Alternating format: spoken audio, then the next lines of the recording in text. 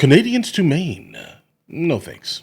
All right, guys, based on the title, I can't really gather much information. So let's go ahead and jump into this immediately. See where this takes us, guys. And more breaking news as the trade war between the U.S. and Canada shows no signs of letting up. Two government sources say new Canadian Prime Minister Mark Carney is expected to ask to dissolve Parliament this Sunday and call for federal elections on April 28th. Now, earlier this month, Carney was elected leader of the country's Liberal Party and took over as prime minister when Justin Trudeau stepped down after low poll numbers in a cabinet revolt. That has not stopped President Trump from attacking Trudeau. This is what he said last night. All right, let's go. One of the nastiest countries to deal with is Canada. The people that, now this was Trudeau, okay. The people that good old Justin, I call him Governor Trudeau, his people were nasty. Oh no.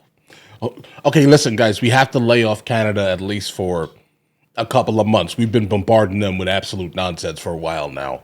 I would definitely not say that Canada is the nastiest country to deal with. I can pretty much name a couple other ones that I'm sure have absolute, anger and rage towards us, more so than Canada specifically, our northern neighbor.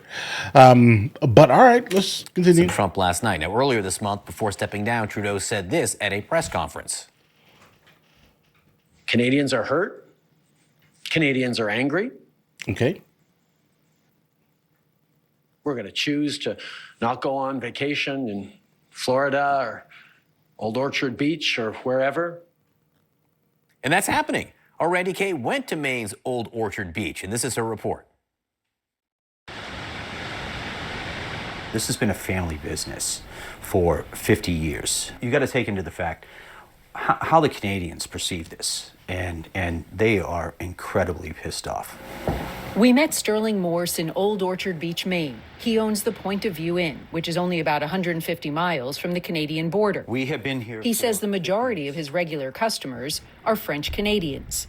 Very traditional people, families that take the same room, the same dates every year. Not this year. Sterling says most of his Canadian customers have canceled, fed up with President Donald Trump's antagonistic rhetoric toward Canada.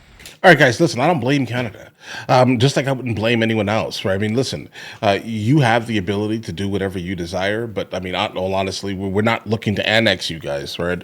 Our figurehead is currently saying a lot of things. I get that, right? But we're not trying to annex you, bro. We're not. Like, I mean, we're going to pretty much leave you alone, even though, if you do want to become the 51st state, I don't, there are a couple of things that we would like to kind of take that you guys got that, that I think that would be super beneficial to the American public, guys. Just going to be completely honest here.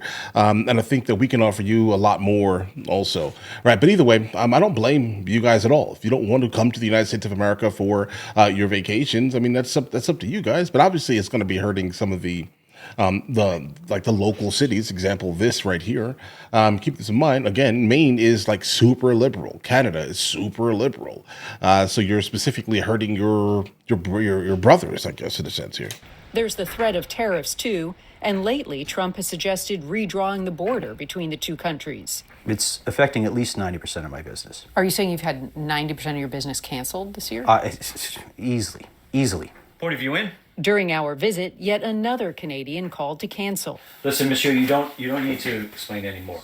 This is every registration card from last year. This is the Canadian. That's my American. This just went away. That's all you got now. That doesn't pay the bills.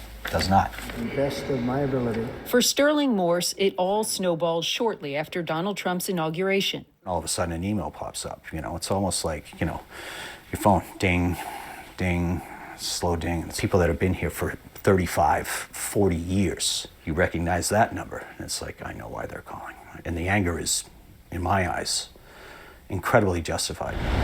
I understand. Like, listen, guys, I absolutely love hearing like the human stories of all of these things, kind of regardless of whatever side you may fall on.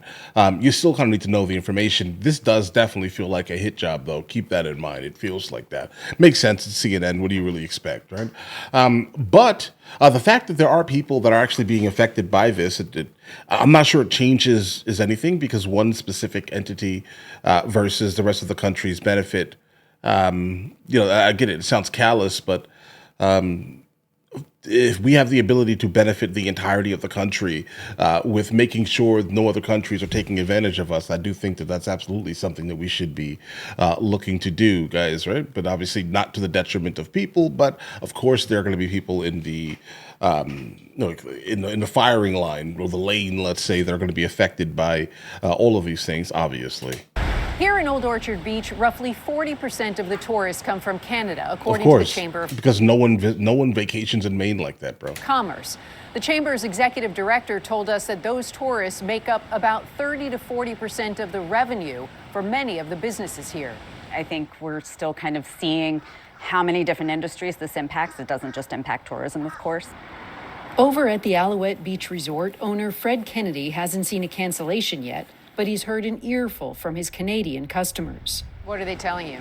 Well, their feelings are basically hurt. They're emotional. Like to be referred to as the 51st state. Their feelings. And they feel that